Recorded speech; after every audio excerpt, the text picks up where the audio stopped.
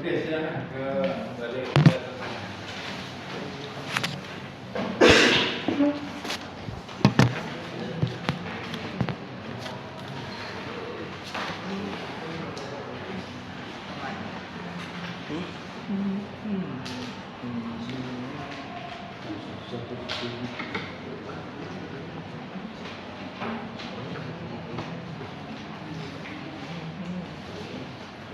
Baik, sebelum masuk ke materi ini,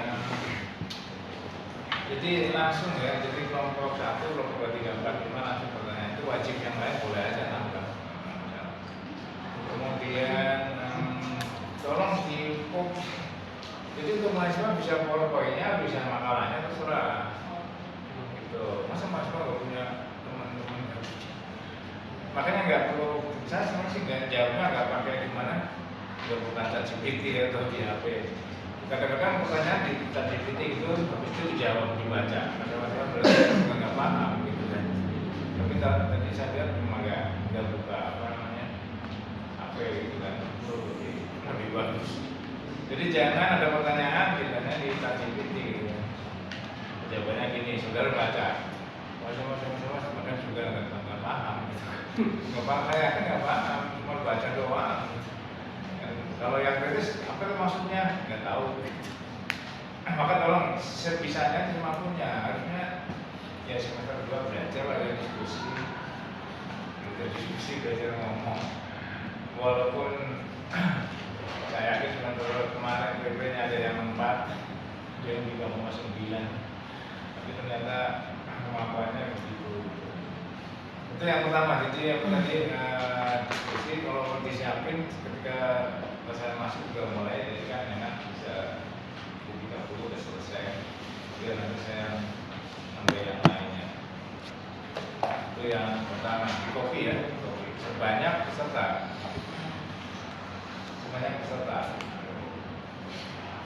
Yang kedua ini makalah. Waktu itu kan saya bilang makalah itu makalah, bukan pakai baris 1, baris 2, baris 3 dan seterusnya.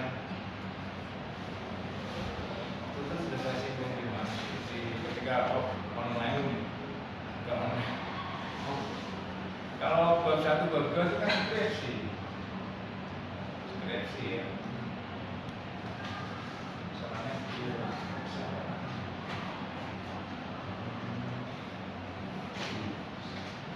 Skripsi, jadi nggak perlu pakai bab-baban.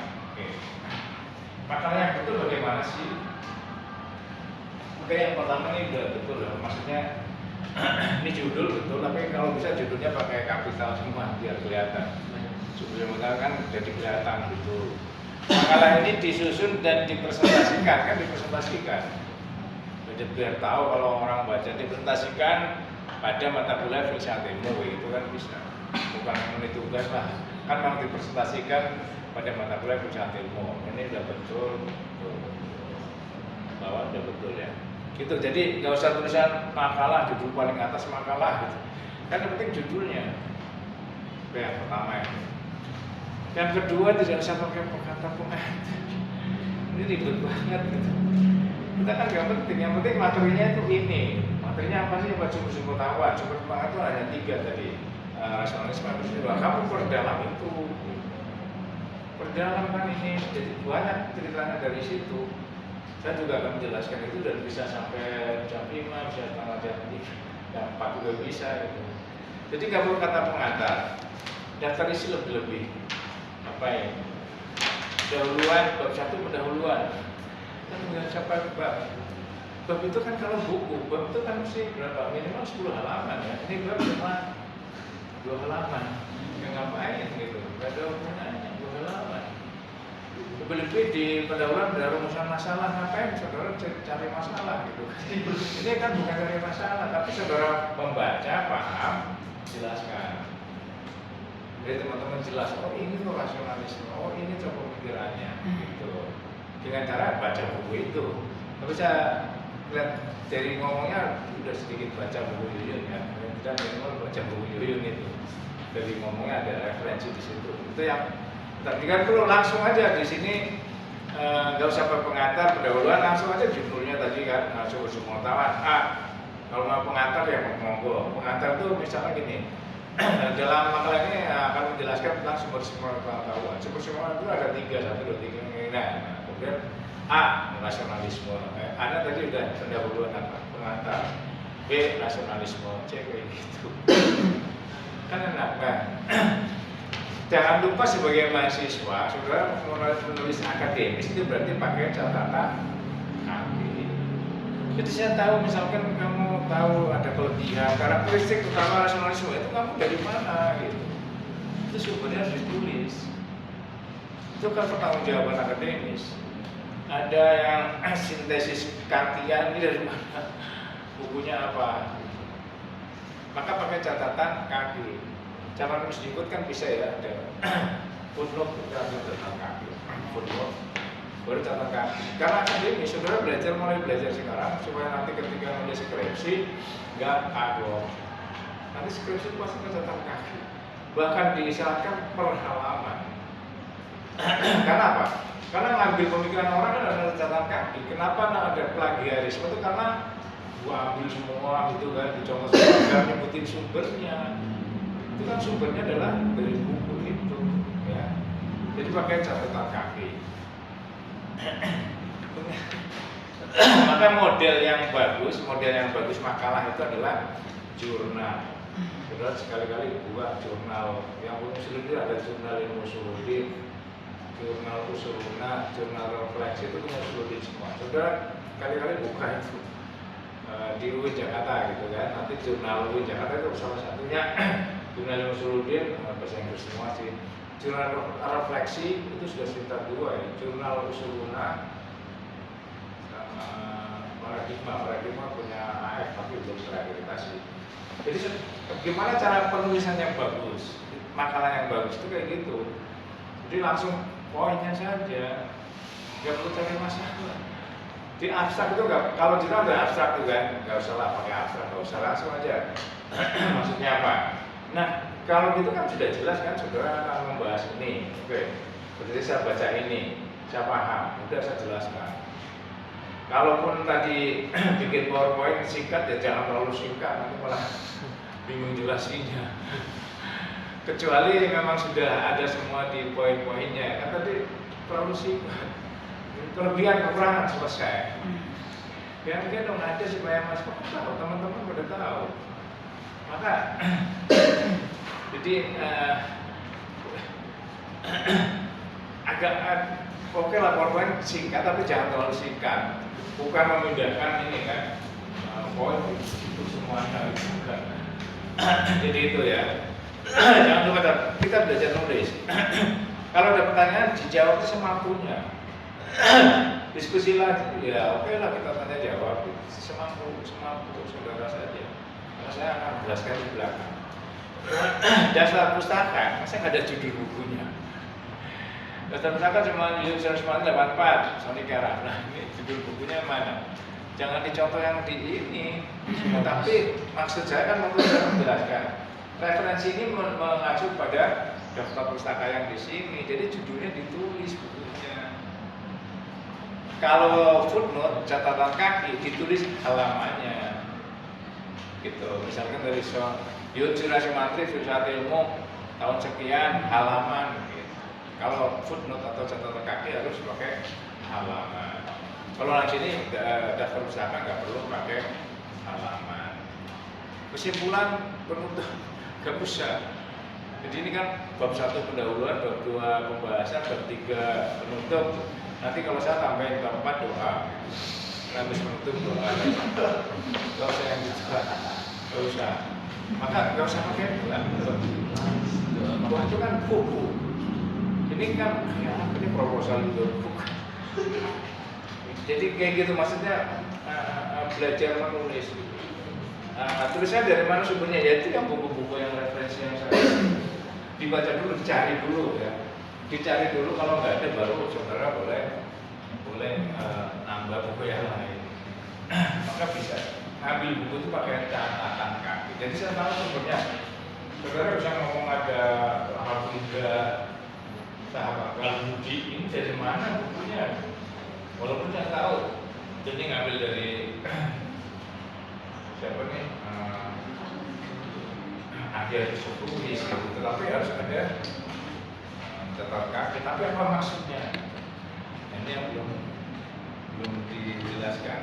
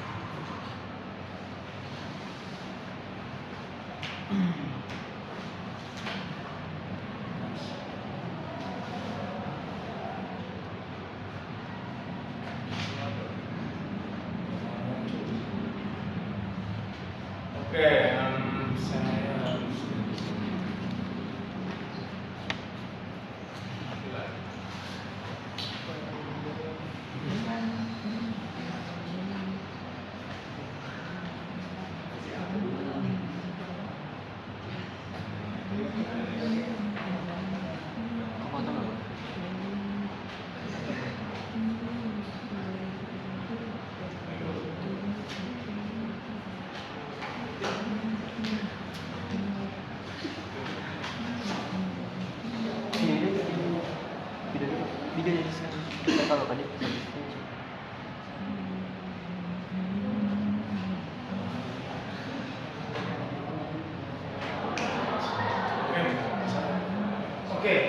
jadi ini sumber-sumber pengetahuan saya juga menjelaskan itu situ.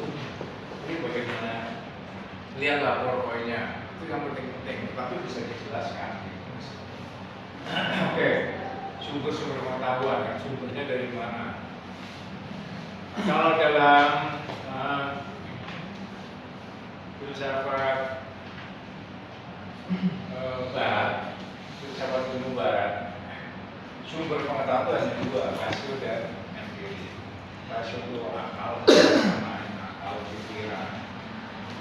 Kita nggak memudahkan itu ya. Nanti kalau distingsi itu lebih dalam lagi lah, itu menjelaskan lebih banyak.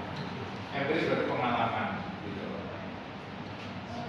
Kalau di dunia ini seharusnya dan kita juga pakai ini, bahwa sumber pengetahuan itu berasal dari rasio, dari empiris, pengalaman, dari intuisi dan dari wahyu. Itu sebagai sumber pengetahuan. Oke, itu sumber pengetahuan 4. Maka kita akan menjelaskan yang 4 ini. Tadi sebenarnya kan 4 juga, cuman terlalu singkat. Karena referensinya ya. Referensinya kalau dibaca semua Pak. Saya juga cuma baca itu doang, sama aja kan. Oke, kita mulai dari Ilham sendiri. Rasionalisme. Ada Pak. Rasionalisme. Oke. Kan ada rasionalisme, rasio, empiris, wahyu, intuisi, wahyu kita akan jelaskan satu persatu. Oke. Pertama rasionalisme. Dari kata rasio akal. Rasionalisme berarti rasisme itu adalah aliran, Mas. Atau mazhab, orang bilang mazhab, aliran. Jadi aliran. Jadi rasionalisme adalah aliran yang menyatakan bahwa sumber pengetahuan berasal dari rasio atau akal. Tapi bagaimana penjelasannya? Gitu. Bagaimana? Apa maksudnya bahwa sumber pengetahuan itu dari akal? Maksudnya bahwa pengetahuan itu sudah ada di dalam akal kita. Semua sudah ada di dalam akal kita, dalam pikiran kita, dalam rasio kita. Semua pengetahuan sudah ada. Ya. Itu memang kalau gampangnya dengan contoh lah ya, dengan contoh ada 2 tokoh yang cukup terkenal dan dia mewakili pemikiran rasionalisme. Pertama ada namanya Plato. saudara sudah lulus filsafat. Ternyata filsafat berarti udah kenal dengan Plato ya. Plato itu juga ada pemikiran namanya dunia ide dan dunia realitas. Dunia ide. Siapa yang kemarin dapat hak filsafatnya? Apa itu dunia idenya? Plato. Kan udah lulus ya? Mengenal filsafat. Lupa lagi, bahkan cuma ujian doang, habis ujian lupa. Itulah ilmu. Plato menyatakan bahwa semua pengetahuan memang sudah di dalam pikiran kita. Karena dalam pikiran kita semua apapun ada yang namanya ide. Jadi gini, misalnya gini, kursi ada yang bentuknya begini, ada yang bentuk begini, ada yang kayak gitu. Kan bentuknya beda. Tapi kenapa orang langsung mengatakan tiba-tiba orang kampung pun ketika masuk kelas ini satu orang kampung nggak pernah melihat kursi dulu atau terkenal namanya kursi gitu. Kursi kenapa? Karena di dalam setiap manusia, di dalam diri kita itu artinya manusia ya. Sudah ada tentang ide kekursian, sudah punya ide kekursian, bentuknya gimana? Ya walau mana. Tapi ketika melihat sesuatu itu sudah tahu gitu kursi bentuknya kayak gini ya kursi juga. Saya kira loh kenapa? Kan dalam pikiran kita sudah ada ide kekursian. Manusia juga begitu. Ketika kita melihat manusia yang laki, ada perempuan, ada yang gemuk, ada yang kurus, ada yang boti gitu. Terus tapi kenapa orang mengatakan manusia? Karena dalam pikiran kita bagi Plato ya, dalam pikiran kita, rasio kita itu sudah ada ide kemanusiaan. Jadi ya memang idenya banyak jadinya kan. Ada ide kebudayaan. Jadi ketika lihat kuda, kan ada warna macam, idenya juga beda. Kuda Sumbawa, kuda ini kan semua beda. Tetapi orang mengatakan itu kuda, karena dalam pikiran kita sudah ada ide kebudayaan. Gitu. Jadi dunia ide itu bahkan bagi Plato adalah dunia realitas, dunia yang sebenarnya. Jadi realitas itu apa? Hanya bayangan. Bagi Plato hanya bayangan. Ibaratnya, oke, ketika kuliah Plato kan disebutkan tentang manusia gua gitu kan. Gimana ceritanya manusia gua itu? Jadi orang yang katanya di penjara di dalam gua, dirantai, dia nggak bisa kemana-mana, dan memang nggak kemana-mana. Dan hidupnya ke tembok gitu. Di sana ada api unggun, dan di sini ada orang lewat. Orang lewat nih manusia, kan keluar bayangan. Karena dari api unggun di belakang.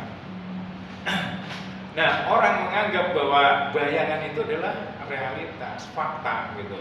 Oh itu orang, padahal orangnya disiksa. Kan jadi bayangan sebenarnya yang dunia ide yang sebenarnya itu yang ini gitu maksudnya. Dunia ide itu. Nah orang kan nggak pernah keluar dan memang nggak bisa keluar, kata contoh manusia gue itu tadi yang di penjara yang di Itali, di rantai, memang nggak bisa kemana-mana, nengok aja nggak bisa. Tapi kemudian dia menganggap bahwa karena nggak pernah kesini, kan nggak pernah terlibat dengan sana, bayangan itu dianggap realitas, kenyataan, fakta. Padahal enggak kan. Faktanya adalah ini manusia nih yang lagi jalan. Ya itu dunia itu yang sini, yang ide. Berarti yang realitas sebetulnya bayangan itu benar realitas. Anggapnya kayak begitu. Maka bagi Plato, realitas ini, fakta-fakta ini, kalau tadi pakai kata fakta, oke saya pakai fakta. Fakta-fakta ini hanya bayangan daripada dunia ide. Jadi ketika melihat kursi, itu kan hanya bayangan dari dunia ide kekursian saya gitu. Ya terlepas ini bisa diskusi panjang, bisa panjang lah. Misalnya, kenapa kalau pengetahuan itu sudah ada dalam pikiran kita kok nggak pinter-pinter amat gitu ya? Kalau kan sudah ada semua harusnya kan. Dan kepintaran juga beda-beda, kenapa gitu? Itu diskusi yang bisa panjang. Tetapi maksudnya bahwa ini realitas hanya bayangan. Yang ada sebenarnya adalah yang dunia ide, yang ada secara umum, sumum bonum itu ada dunia ide. Ini hanya bayangan. Posisi ini hanya bayangan dari apa? Dari dunia ide ini. Ingat, dari dunia ide. Karena cerita anekdotnya kan Plato mengajar tentang dunia ide itu, ada mahasiswanya yang bawa apa itu pedang. Kalau karena fakta atau realitas dianggap bayangan, maka ditanya ke Plato, kalau gitu pedang ini bayangan dong, gitu kan? Oh iya, itu pedang itu kan realitas, jadi bayangan. Kalau cuma bayangan, coba saya tebaskan ke Plato, mempan apa enggak gitu. Ternyata mempan, jadi bukan bayangan. Itu kan salah penafsir kan? Maksudnya bukan itu, bayangan itu bukan kayak begitu. Bayangan, kemudian bayangan berarti nggak bisa diapa-apain. Itu sudah perdebatan yang namanya anekdot kan. Itu cerita yang nggak kenal, sebenarnya nggak pas. Tapi contoh itu contoh nggak pas. Maksudnya bahwa ya ini sebenarnya sudah ada dalam dunia hidup kita. Nah, dengan demikian Plato mengatakan bahwa semua pengetahuan atau sumber pengetahuan itu sudah ada dalam pikiran kita, rasionalisme. Realitas hanya bayangan, fakta-fakta hanya bayangan. Ada yang nanti ke belakang ada yang memori doang dan seterusnya. Tapi kalau pakai kalimat Plato adalah bayangan. Nanti manusia gua itu tadi. Ya semoga sih itu yang filsafat manusia gua. Oke. Yang kedua namanya Descartes. Bacanya Descartes ya. Tulisannya Descartes. Descartes. Jadi kalau ngomong Descartes atau Descartes ada orang Descartes gitu. Prancis Descartes. Descartes pakai Descartes. Jangan menurut Descartes gitu. Ya. Oke. Kalimat yang paling terkenal dari Descartes adalah cogito ergo sum. Artinya apa? Saya berpikir maka saya ada. Ya. Itu kan kesimpulan. Terus penjelasannya bagaimana? Apakah saya berpikir kemudian saya ada? Jadi prosesnya ya, dia bisa begitu. Itu kan dari awal keraguan bahwa metode Descartes kan terkenal dengan keraguan. Dia meragukan segala sesuatu. Bahkan ekstrim dia meragukan Tuhan. Tapi terus dia meragukan segala sesuatu. Dia meragukan misalnya apakah benar saya sedang mengajar ya, atau mungkin saya sedang bermimpi bahwa saya sedang mengajar. Gitu. Ini kan susah dibedakan ini sedang bermimpi atau realitas itu. Kalau saudara kan paling jawab, coba dicubit Pak, kok berarti sadar gitu kan? Bukan itu. Pasti dia meragukan apakah benar dia ada gitu. Maka dia mencari sesuatu yang tidak bisa diragukan. Kan semua diragukan. Adanya wajah, kursi semua diragukan. Semua diragukan. Dia mencari sesuatu yang tidak bisa diragukan. Terus mencari terus ternyata ketemu yang tidak bisa diragukan adalah yang berpikir itu. Kan yang meragukan itu siapa? Berpikiran. Yang tidak bisa diragukan itu justru yang meragukan itu, yang sedang meragu-ragukan. Yang sedang meragu-ragukan kan ini ragu-ragu kan? Ya yang tidak, yang pasti dan tidak diragu-ragukan itu apa? Yang meragu-ragukan itu. Yang meragu-ragukan itu ternyata pikiran saya. Maka ketika saya berpikir maka saya ada. Nah dari situ kemudian ya ketemu Tuhan, ketemu benda, ketemu alam dan seterusnya. Itu cerita lagi tentang Descartes bisa panjang. Tapi maksudnya secara sederhana konsepnya begitu cogito ergo sum, saya berpikir maka saya ada. Tapi dari keraguan-raguan dia mencari sesuatu yang tetap. Yang tetap tetapi ternyata yang meragukan itu ternyata pikiran saya. Maka saya berpikir saya ada. Nah, bagi Descartes juga sumber pengetahuan sudah ada dalam pikiran kita. Kan semua berpikir dari keraguan, tapi sumbernya dari pemikiran. Gitu. Sumbernya dari pikiran kita, pikiran manusia. Maka dia tetap mengatakan bahwa sumber pengetahuan ya dalam pikiran kita sudah ada. Jadi ini wakil dua filosof Plato dan Descartes yang mengatakan bahwa pengetahuan sudah ada dalam pengetahuan dalam pikiran kita. Artinya sumber pengetahuan itu dari rasio. Dan terus realitas itu apa? Hanya bayangan, hanya memori. Jadi hanya ingatan-ingatan yang sederhana. Gitu. Kalau gitu realitas nggak kepakai ya bisa jadi.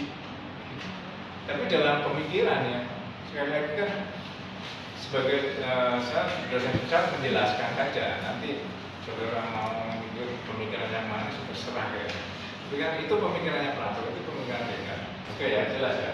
Bahwa dua orang ini kenapa dimasukkan rasionalisme? Karena menganggap bahwa pengetahuan itu berada di dalam pikiran manusia, dalam rasio manusia. Oke, itu jelas. Maka sifat dari rasionalisme, saya nggak tahu ngambilnya sudah dari mana, dari petik itu. Karena dari juga. Sifat dari rasionalisme pertama adalah, saya rasa ada dua, yaitu pertama a priori. Kan saudara sering dengar itu a priori. Kalau kamu jangan a priori, itu maksudnya apa? A priori. Terus apa? Ngomong kamu a priori ya?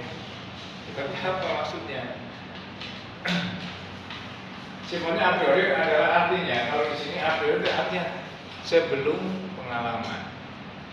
A priori sebelum pengalaman. Itu artinya ya. Maksudnya gini.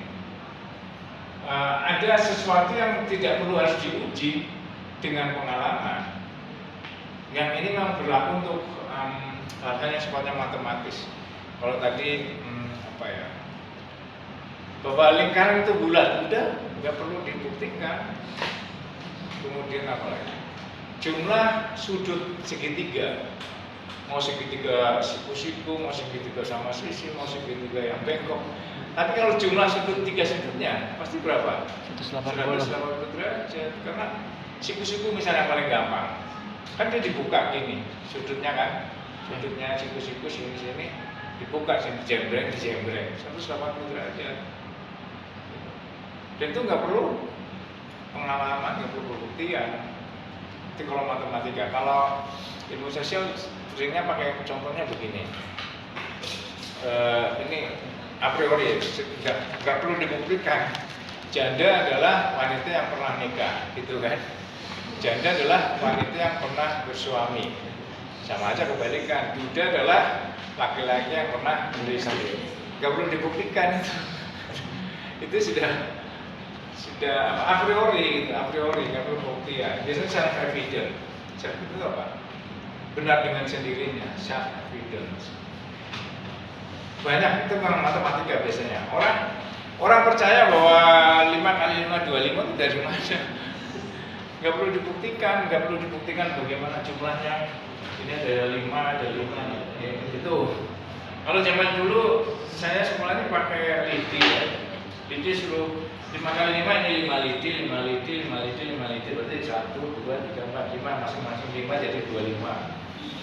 Nggak tahu sebenarnya pakai apa, pakai sempoa, nggak paham juga. Tapi kalau dulu gampang, kalau sekarang mungkin pakai jari. Cuman jari kan terbatas 20. Kalau 100 tambah 100 bingung lagi. Nggak cukup gitu. Nggak cukup. Maka kemudian kita berpikir abstrak. Mulai bisa berpikir abstrak. Ketika kecil memang kita harus juga bisa lepas dari jari itu tadi. Kalau 4 tambahannya berapa? 1, 2, 3, 4 itu kan pertama memang begitu. Karena instingtif. Orang makin dewasa, makin rasional, dia makin bisa berpikir abstrak. Tetapi di satu pihak dia meninggalkan insting. Anak kecil tuh kalau lapar ya nangis gitu ya. Dan kalau sudah gede lapar nangis itu kan nggak ketemu.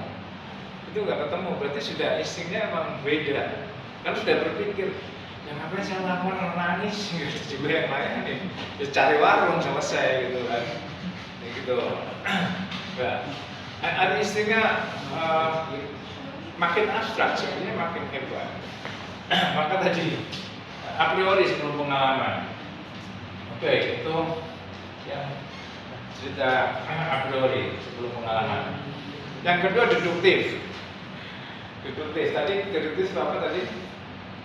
Dari yang apa tes? Deduktif. Harusnya ada dihafalin itu. Sudah ada di sini gitu semuanya. Di dalam pikiran, bukan di luar pikiran. Wah, sudah di luar. Apa kalau orang apa namanya di luar kepala ya, malah lupa di luar kepala. Di dalam kepala gitu, bukan di luar kepala. Wah, saya udah di luar kepala itu. Kalau di luar kepala ya menguap. Bukan saya ingat di dalam kepala, bukan di luar kepala. Deduktif dari yang umum ke khusus. Karena sebenarnya rasional gitu kan tadi teori-teori biasanya deduktif dari teori-teori kemudian diturunkan dari ke bawah. Biasanya namanya silogisme. Silogisme itu yang sering kita contohkan dengan semua manusia akan mati itu kan kalimat itu semua manusia akan mati itu tadi dengan pernyataan yang dianggap benar, pernyataan sebelumnya yang dianggap benar. Semua manusia akan mati. Sokrates adalah manusia. Kesimpulannya Sokrates akan mati ini kan khusus. Dari kalimat yang umum menjadi khusus. Dan itu memang deduktif begitu. Nanti saudara belajar logika deduksi itu begitu. Banyak yang contoh deduksi. Nah, kelemahannya deduksi, saudara baca dari mana kelemahan deduksi? Dari Yun atau dari arkeologis? Oke. Tautologis, dia hanya mengulang sebetulnya. Tidak ada perkembangan. Kalau ada pernyataan semua manusia akan mati, Sokrates manusia, bahwa Sokrates akan mati itu kan nggak ada hal baru. Maka sebetulnya logika deduksi yang diawali oleh Aristoteles itu berkembang sampai abad ke-13,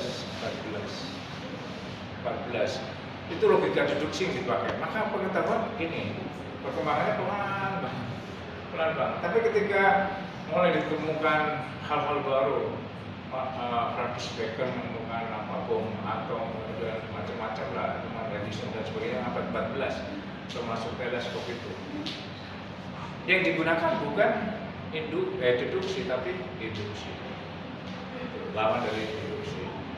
Yang induksi nanti saya belakang. Tapi sifat dari rasionalisme tadi, yaitu tadi contoh dua Plato bawahnya, yang ini sifatnya a priori sebelum pengalaman dan deduktif biasanya. Ya, deduktif. Oke, itu rasionalisme. Untuk membedakan dengan empirisme, tapi nanti bagaimana pengetahuan itu apa harus begitu, lihat aja. Sekarang empirisme dari kata empiris pengalaman, isme berarti aliran pemazhab. Empirisme adalah aliran bahwa sumber pengetahuan berasal dari pengalaman. Nah ini beda lagi kan. Jadi bukan dari pikiran, sudah ada dalam pikiran, tapi dari pengalaman. Contohnya tadi, saya nggak tahu juga tadi dia contoh tabula rasa, ngambil dari mana bukunya siapa? Kamu ngambil dari mana? Cuma dari internet aja? Ya dari potongan Kanajarlo. Harus ada bukunya, makanya ada catatan kaki, referensinya mana? Biar saya tahu dari sini. Oke, ada dua tokoh sebelum sama dengan tadi rasionalisme, saya ambil contoh dari David Hume. Bacanya David Hume, bukan David Hume.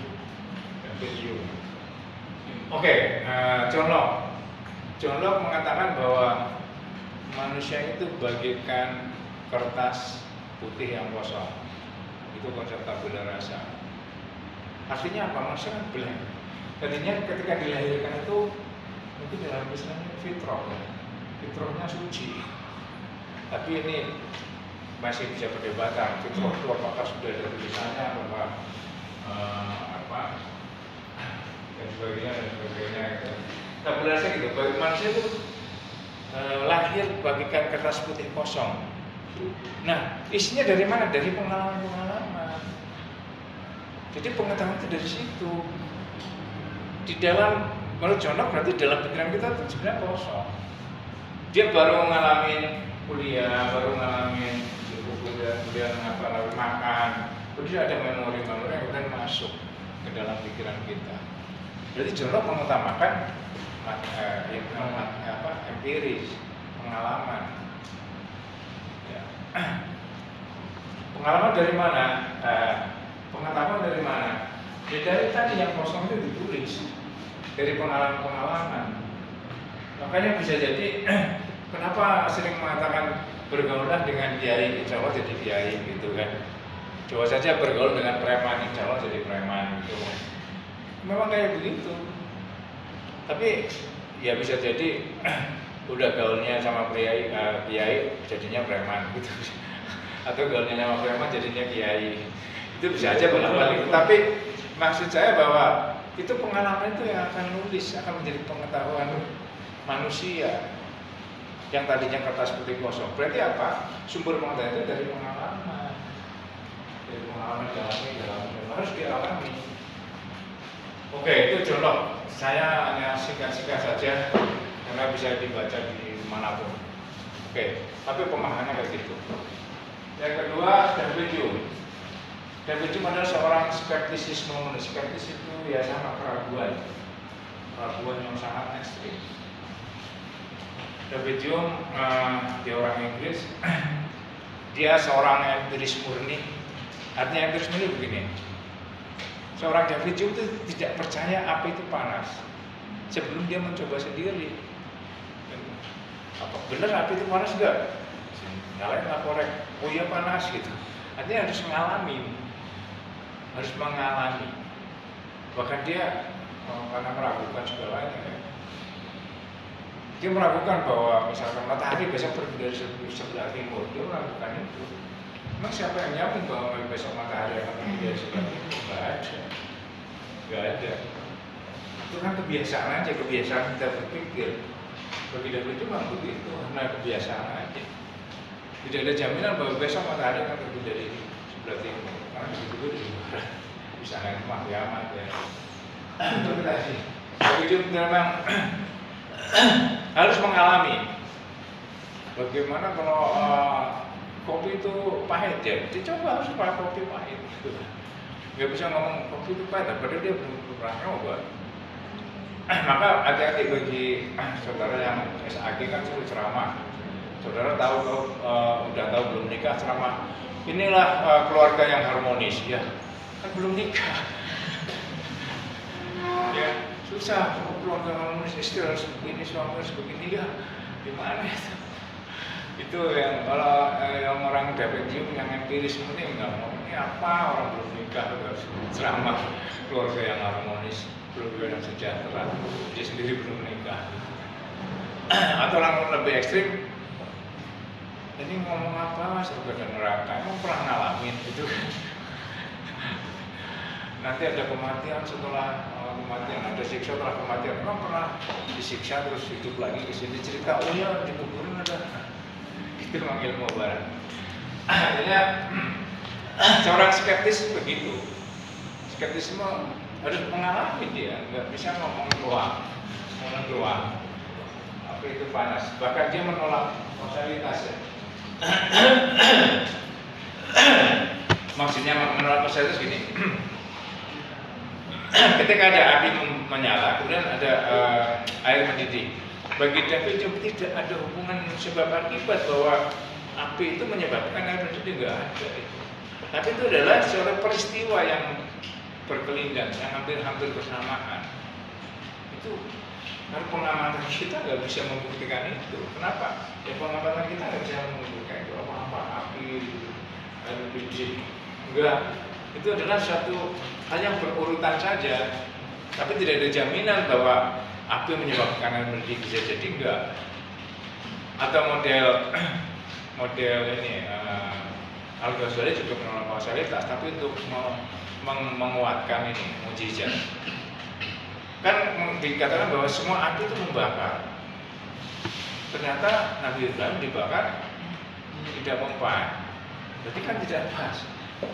Tidak semua api membakar. Nah, maka tidak ada mengatakan bahwa api itu menyebabkan kebakaran. Ternyata enggak. Karena ada Nabi Ibrahim yang tidak membakar. Itu menolak kausalitas. Maksudnya kayak gitu. Menolak kausalitas. Itu hanya peristiwa berurutan. Ya.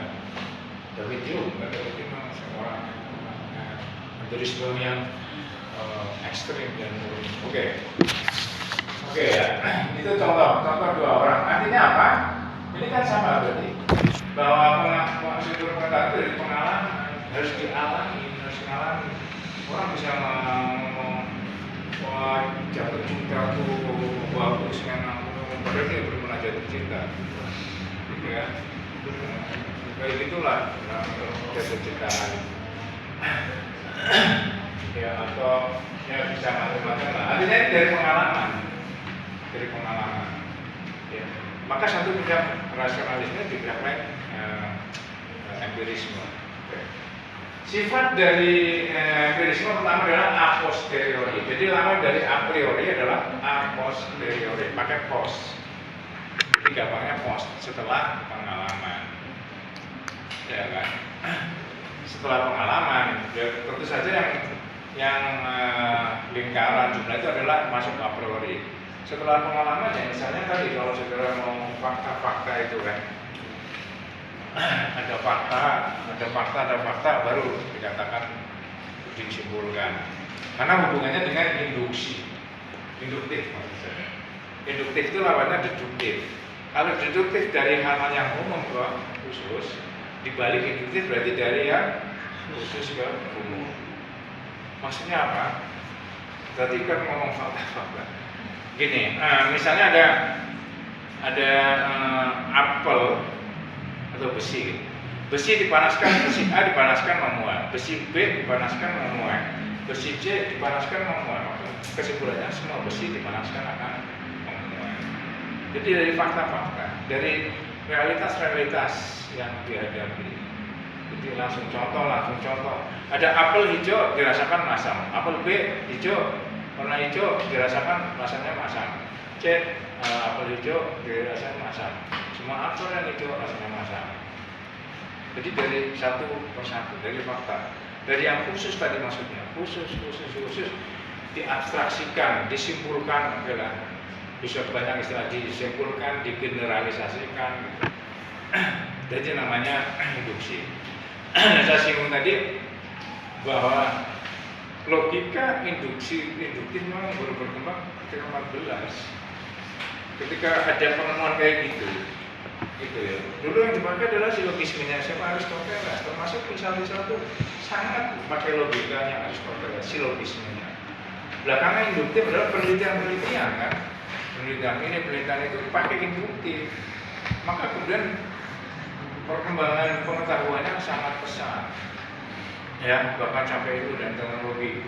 Bukan manusia menguasai ilmu dan teknologi, tapi ilmu dan teknologi menguasai manusia. Sampai begitu. Karena saking hebatnya. Itu metodenya induktif. Jadi beda ya. Jadi kelihatan bahwa ini rasionalisme dan ini empirisme. Cara sumber-sumbernya juga beda, sifatnya juga beda. Tapi kemudian kalau dikatakan siapa yang paling benar? Nah, saya akan menyampaikan pemikiran. Orang ada yang mengatakan begini, si B yang mengatakan begini gitu. Namanya juga filsafat memang pemikiran. Tapi kan harus tahu pemikirannya kayak begini loh gitu. Si A begini, B begini. Saya akan menjelaskan. Saudara mau ikut yang mana, kalau terserah. Misalkan kalau nanti berkata ada materialisme, ada spiritualisme itu begini. Maka kita tingkatannya adalah akademis. Jadi ngomong apa saja kan akademis. Masih ada batasnya memang di kelas ini, maka orang dosen nggak boleh disebarluaskan omongannya karena akademis. Ya, ada bertanggung jawaban. Oke. Jadi tadi kan rasionalisme kuat, empirisme juga kuat. Akhirnya apa? Akhirnya masing-masing mempunyai pemikiran sendiri-sendiri dan masing kontroversial. Maka ada satu orang yang namanya Immanuel Kant. Adanya kritisisme. Lagi-lagi saya nggak tahu ini dari mana. Maka kalau ada sumbernya saya tahu. Ini tahap indrawi, tahap akal budi. Ini jelas bukunya Ahyar Lubis ini. Kritik objektivitas.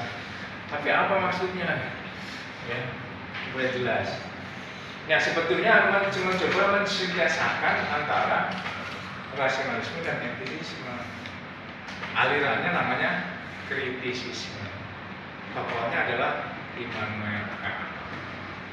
Immanuel Kant itu abad 17-18, filosof Jerman dia orang yang paling tertib. Biasanya kalau filosof kan macam-macam ya, maksudnya nggak disiplin, model apa, macam-macam lah. Kalau dia justru paling disiplin. Bahkan dia tetap misalkan jam 5 pagi dia jalan kaki, pasti jam 5 pagi dia jalan kaki, olahraga gitu ya, jalan pagi. Bahkan orang tetangganya bisa pakai ukuran. Kalau lagi gimana udah jalan kaki, berarti udah jam 5 gitu.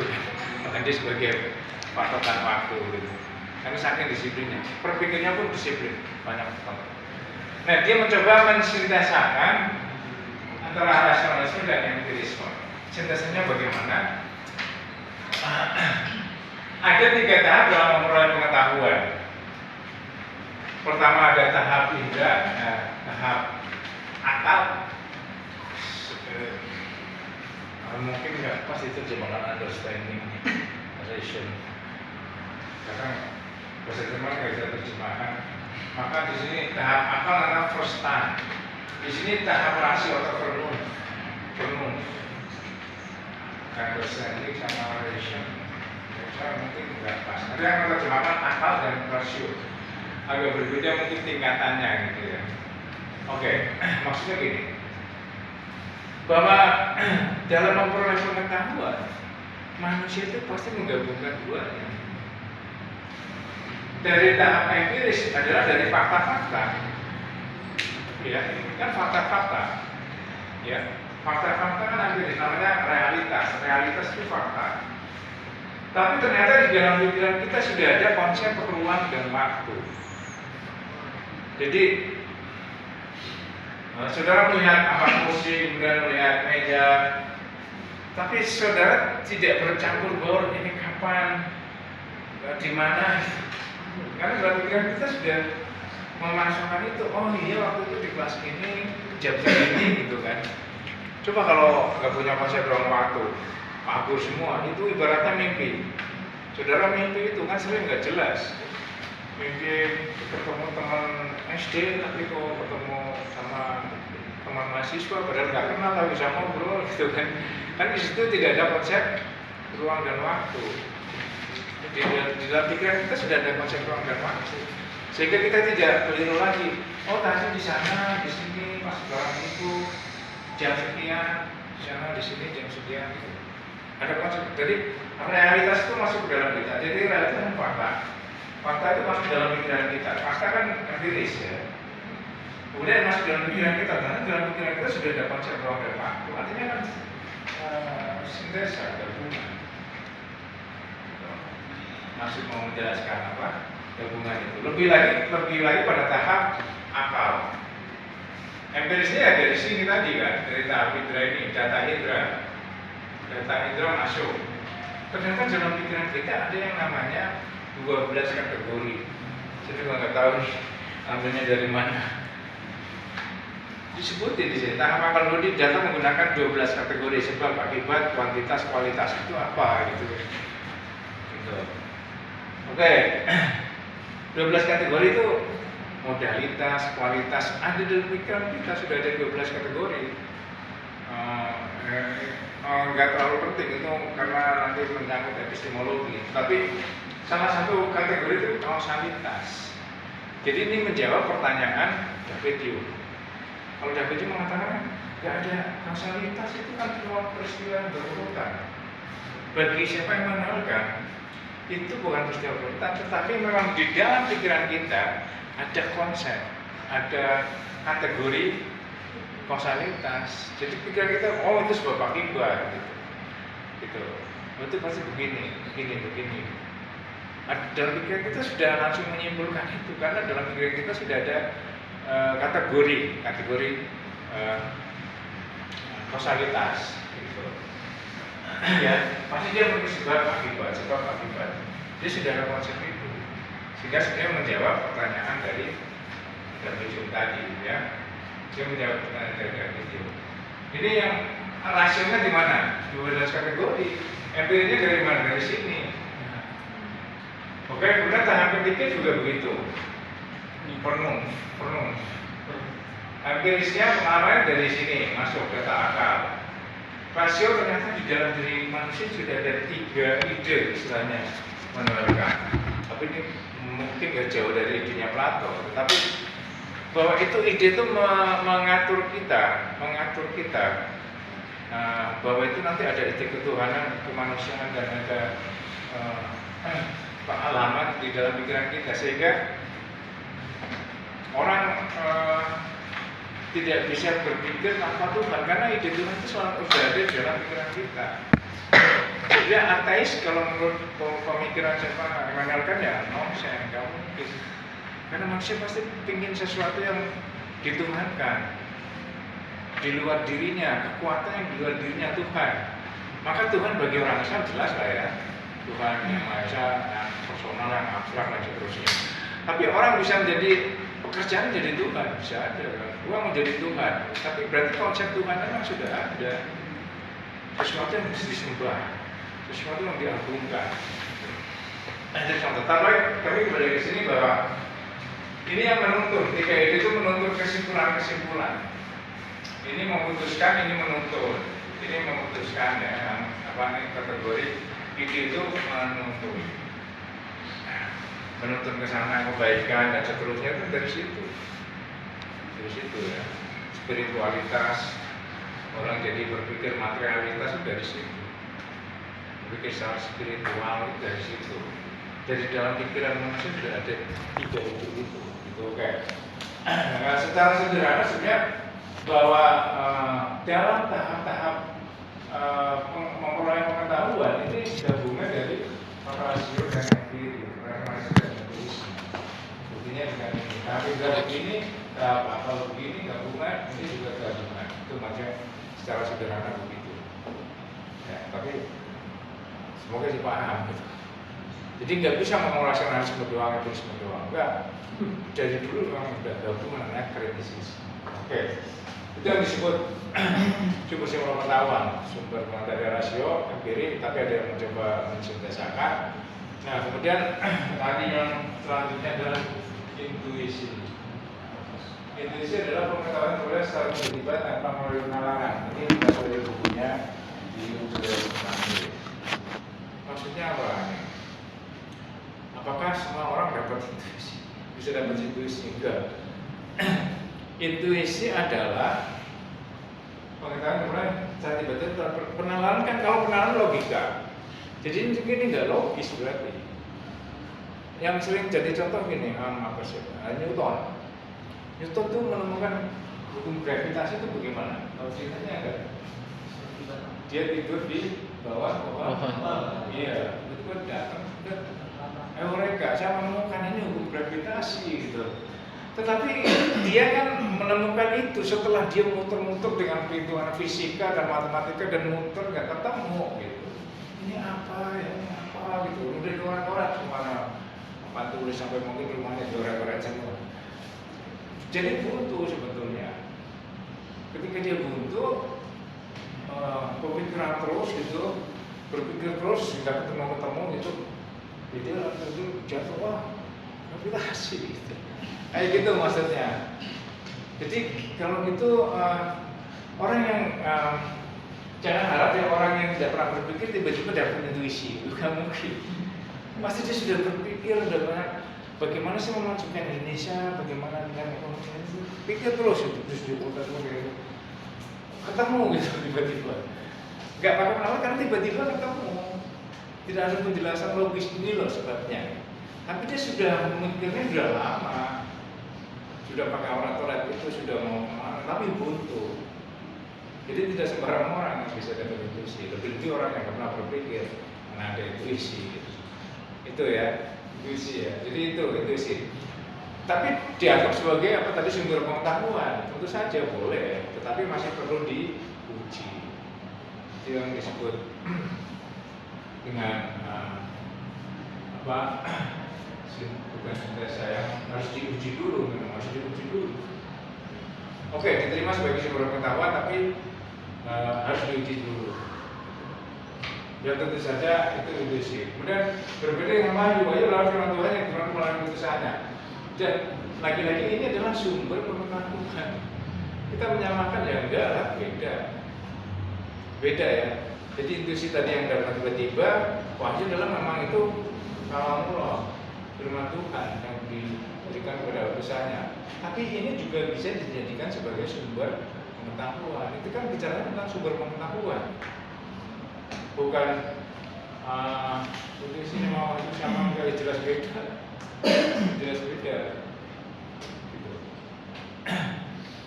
Tapi tingkatnya bagaimana ya, kemarin sudah saya jelaskan. Kalau wahyu kan memang dari iman, kepercayaan, dari percaya, dari keimanan. Kalau nggak keimanan ya repot. Itu kan diterima wahyu. Nah di barat tentu saja ini tidak digunakan, nggak ada itu. Yang terutama yang zaman sekarang ya. Makanya kritik barat kan gua agamis, ateis. Ya, karena bagi orang barat, terutama ilmuwan barat terus terang memang banyak yang ateis. Kenapa? Karena semua dijelaskan dengan rasio penciptaan alam oleh Tuhan. Bagaimana? Gak bisa menjelaskan. Ada 7 hari loh, cuma enggak. Dia percaya dengan teori bubur, teori Big Bang. Padat sekali ini, padat mau ketemu dia meledak menjadi galaksi-galaksi dari bumi dan seterusnya. Terus ada gerhana bulan, gerhana matahari. Memang itu ada campur tangan Tuhan nggak ada. Bisa dihitung secara matematis astronomi itu. Maka orang bisa bilang tahun 2030 terjadi gerhana bulan sebagian, itu bisa. Itu kan bisa. Nggak perlu Tuhan makanya di sana. Kenapa orang barat itu sangat ateis? Nggak perlu Tuhan. Itu dia bisa menjelaskan. Jadi peristiwa-peristiwa itu nggak ada Tuhan. Ya jelas lah orang barat kan agak dari awalnya sudah nggak percaya begitu. Dan ternyata ini mendukung gitu. Jadi kalau kita pakai semakul itu alam itu berjalan dengan sendirinya, nggak perlu Tuhan. Ada sebab akibat, ada ini tidak ada perhitungan. Kalau bumi berputar sekian kali, ini sekian kali, kan bisa dihitung. Jadi terjadi gerhana matahari, gerhana bulan bisa dihitung. Itu bagi ilmuwan begitu, maka cenderung ateis. Maka dua ini nggak diterima. Ya nggak masalah, bagi saya nggak ada masalah. Memang cara berpikirnya begitu. Saudara mau yakinkan, nggak bisa. Mau meyakinkan orang ateis itu yang pinter nggak bisa. Kalau sudah lihat film-film kan kebanyakan ateis. Kalau lagi wawancara kamu ateis ya ada yang rajin agama juga banyak. Tapi yang ateis juga banyak. Ya, tapi kembali ke sini, ini bagi pencari Islam diakui ya. Jadi yang kayak tadi kita percaya ke empat sumber pengetahuan. Ya, ini kalau nasi barat ini, tapi kita pakai yang ini. Tapi ya itu maksud saya. Jadi saudara paham apa itu rasionalisme, itu maksudnya begitu. Sumber itu cuma rasio, empirik, siswa ada wahyu, dan tapi dijelaskan begitu. Bagaimana paham tentang itu? Ya sama aja baca buku doang. Saya juga baca buku doang. Itu ya, maka nggak perlu kata pengantar pada ujian dan sebagainya. Langsung masuk ke ini dan saudara bisa menjelaskan dengan PowerPoint yang kayak begitu itu bisa sejam lebih gitu kan, bisa menjelaskan sejam lebih. Itu yang diharapkan. Dia belajar pelan-pelan, tapi sekali lagi jangan menjawab dengan ChatGPT. Carilah semampunya gitu. Baru nanti saya masih yang di belakang, saya jelaskan satu-satu. Insya Allah menjawab pertanyaan. Kalau enggak ya boleh bertanya. Boleh saudara kamu nggak paham ya. Oke, mungkin ada pertanyaan yang belum jelas, ada yang belum terjawab.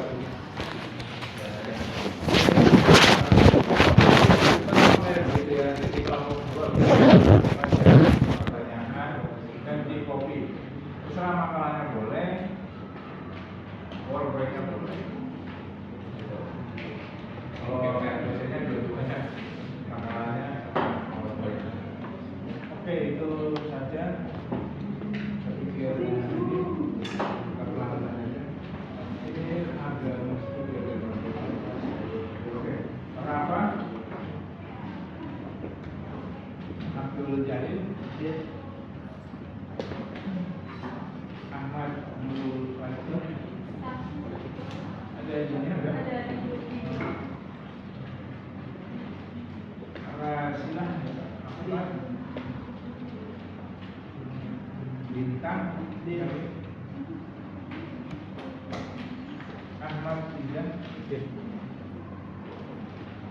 Fatur Rahman, Alif, Fahri Hidayat, Zakia, Sayyid, Sumatera, Sulawesi. Ini sampai di sini dulu. Sampai deh. Nggak usah. Ya kita nggak ini. Kan udah perjanjiannya di grup kalau saya. Nah kalau bisa ya kuliah lah ya. Ini masa pas kuliah, habis kuliah baru uji. Kalau begitu. Jadi jangan ini jangan ada kabar-kabar yang nggak jelas. Oke, Naswa kan aturannya ada jelas. Naswa ada. Syarif Hidayatullah Di Jakarta. Arif Kasir Ada. Hanifah Nabil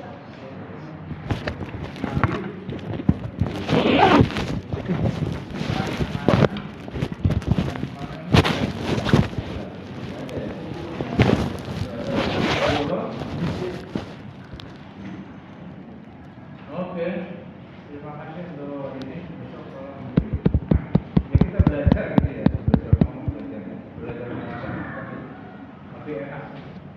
Baik, terima kasih untuk kuliah ini. Wassalamualaikum warahmatullahi wabarakatuh. Waalaikumsalam warahmatullahi wabarakatuh. Oke, silakan.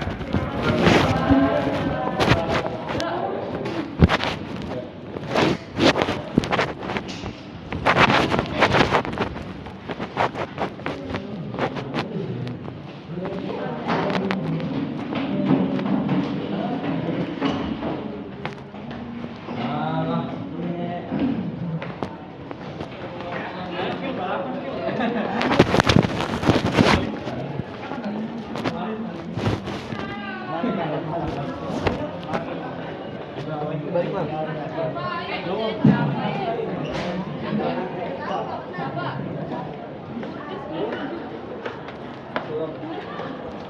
Baru setengah doang baru yang Al-Quran.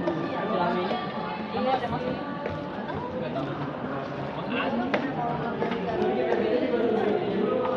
Yuk, ya udah lu bikin bakalan deh.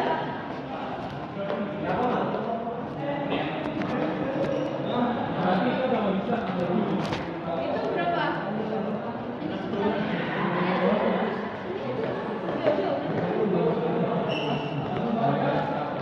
Ayo. Yuk.